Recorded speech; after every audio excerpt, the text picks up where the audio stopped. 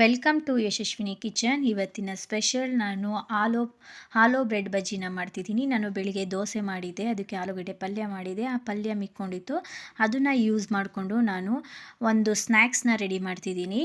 ಆಲೂ bread ಬಜ್ಜಿ ಮಾಡ್ತಿದ್ದೀನಿ. ಇದು ತುಂಬ ಚೆನ್ನಾಗಿರುತ್ತೆ. ಇವಾಗ ಮಳೆಗಾಲ ಆಗಿರೋದ್ರಿಂದ ಸ್ನ್ಯಾಕ್ಸ್ಗೆ ಚೆನ್ನಾಗಿರುತ್ತೆ. ಈವ್ನಿಂಗ್ ಸ್ನ್ಯಾಕ್ಸ್ಗೆ ಕಾಫಿ ಟೀ ಜೊತೆಗೂ ಕೂಡ ಇದು ಸಿಕ್ಕಾಪಟ್ಟೆ ಚೆನ್ನಾಗಿರುತ್ತೆ. ಒಂದ್ಸಲ ಟ್ರೈ ಮಾಡಿ. ಈ ಥರ ಆಲೂಗಡ್ಡೆ ಪಲ್ಯ ಏನಾದರೂ ಮಿಕ್ಕೊಂಡ್ರೆ ಅದನ್ನು ಯೂಸ್ ಮಾಡಿಕೊಂಡು ಆಲೂ ಬ್ರೆಡ್ ಬಜ್ಜಿನ ಯಾವ ಥರ ಮಾಡ್ಕೊಳ್ಳೋದು ಅಂತ ನಾನು ನಿಮಗೆ ತೋರಿಸ್ಕೊಡ್ತೀನಿ. ಇದು ತುಂಬ ಡಿಫ್ರೆಂಟಾಗಿದೆ, ಟೇಸ್ಟು ಕೂಡ ಡಿಫ್ರೆಂಟಾಗಿರುತ್ತೆ, ಹಾಗೆ ತುಂಬ ಚೆನ್ನಾಗಿದೆ ಟೇಸ್ಟು ಕೂಡ. ಒಂದ್ಸಲ ನೀವು ಟ್ರೈ ಮಾಡಿ. ಬನ್ನಿ ಇವಾಗ ಹೇಗೆ ಮಾಡೋದು ಆಲೂ ಬ್ರೆಡ್ ಬಜ್ಜಿ ಅಂತ ನೋಡೋಣ. ನಾನು ನಿಮಗೆ ಆವಾಗಲೇ ಹೇಳ್ದಂಗೆ ಇದು ಬೆಳಗ್ಗೆ ದೋಸೆ ಜೊತೆಗೆ ಮಾಡಿದಂತಹ ಆಲೂಗಡ್ಡೆ ಪಲ್ಯ ಮಿಕ್ಕೊಂಡಿದ್ದು. ಹಾಗೆ ಬ್ರೆಡ್ ಬಜ್ಜಿ ಮಾಡಲಿಕ್ಕೆ ನಾನು ಆಲೂ ಬ್ರೆಡ್ ಬಜ್ಜಿ ಮಾಡಲಿಕ್ಕೆ 4 ಬ್ರೆಡ್ ಪೀಸ್ನ ತೊಗೊಂಡಿದ್ದೀನಿ. ಈ ಬ್ರೆಡ್ಗಳನ್ನ ಈಗ ಕಟ್ ಮಾಡ್ಕೋಬೇಕು. ನಾನು 2 ಪೀಸ್ ಬ್ರೆಡ್ನ ತೊಗೊಂಡು ಈ ಥರ ಒಂದ್ರ ಮೇಲೆ ಒಂದು ಇಟ್ಟು ಮಧ್ಯಕ್ಕೆ ಕಟ್ ಮಾಡ್ಕೋತಿದ್ದೀನಿ.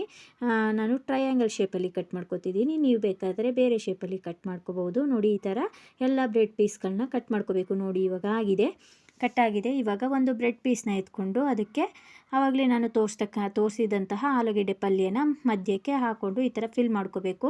ಈಗ ಈ ಥರ ಎಲ್ಲ ಹಾಕ್ಕೊಂಡಾದ್ಮೇಲೆ ಅದ್ರ ಮೇಲ್ಗಡೆ ಇನ್ನೊಂದು ಬ್ರೆಡ್ ಪೀಸ್ನ ಇಟ್ಕೋಬೇಕು.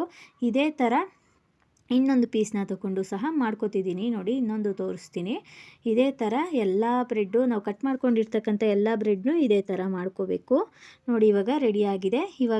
ಇವಾಗ ಆಲೂ ಬಜ್ಜಿ ಮಾಡಲಿಕ್ಕೆ ಕಡಲೆ ಹಿಟ್ಟನ್ನ ಕಲಿಸ್ಕೋಬೇಕು. ಕಡಲೆ ಹಿಟ್ಟನ್ನ ಕಲಿಸ್ಕೊಳ್ಳೋಕ್ಕೆ ಒಂದು ಪಾತ್ರೆನ ಇಟ್ಕೊಂಡಿದ್ದೀನಿ. ಮುಕ್ಕಾಲು ಕಪ್ಪು ಕಡಲೆ ಹಿಟ್ಟನ್ನ ಹಾಕ್ಕೊಂಡು ಸ್ವಲ್ಪ ಹಿಂಗನ್ನ ಸೇರಿಸ್ಕೊಂಡಿದ್ದೀನಿ.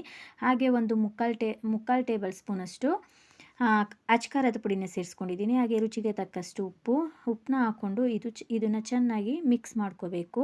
ಗಂಟಿಲ್ದೇ ಇರೋ ಥರ, ಕಡಲೆ ಹಿಟ್ಟಲ್ಲಿ ಗಂಟಿಲ್ದೇ ಇರೋ ಥರ ಚೆನ್ನಾಗಿ ಮಿಕ್ಸ್ ಮಾಡ್ಕೋಬೇಕು. ಮಿಕ್ಸ್ ಮಾಡಿಕೊಂಡು ಒಂದು ಚಿಟಿಕೆ ಹಿಂಗನ್ನ ಸೇರಿಸ್ಕೊತಿದ್ದೀನಿ.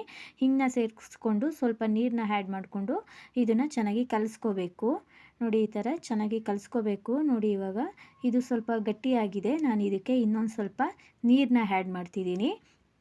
ನೋಡಿ, ಇವಾಗ ನೀರನ್ನ ಆ್ಯಡ್ ಮಾಡಿಕೊಂಡು ಚೆನ್ನಾಗಿ ಕಲಿಸ್ಕೋಬೇಕು. ಮಾಮೂಲಿ ಬಜ್ಜಿ ಮಾಡ್ತೀವಲ್ಲ ಅದೇ ಹಿಟ್ಟಿನ ಅದಕ್ಕೆ ಕಲಿಸ್ಕೋಬೇಕು. ನೋಡಿ, ಈ ಥರ ಅದಕ್ಕೆ ಕಲಿಸ್ಕೋಬೇಕು. ನೋಡಿ, ಇವಾಗ ರೆಡಿಯಾಗಿದೆ.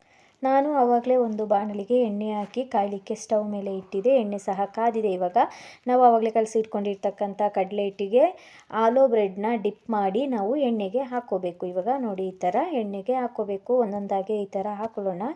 ಇದನ್ನು ಹಾಕ್ಕೊಂಡು ಒಂದು 2 ನಿಮಿಷ ಬೇಯಲಿಕ್ಕೆ ಬಿಡಬೇಕು. ಒಂದು 2 ನಿಮಿಷ ಬೆಂದಾದಮೇಲೆ ಇದನ್ನು ಉಲ್ಟಾ ಮಾಡಿಕೊಂಡು 2 ಸೈಡು ಚೆನ್ನಾಗಿ ಬೇಯಿಸ್ಕೋಬೇಕು.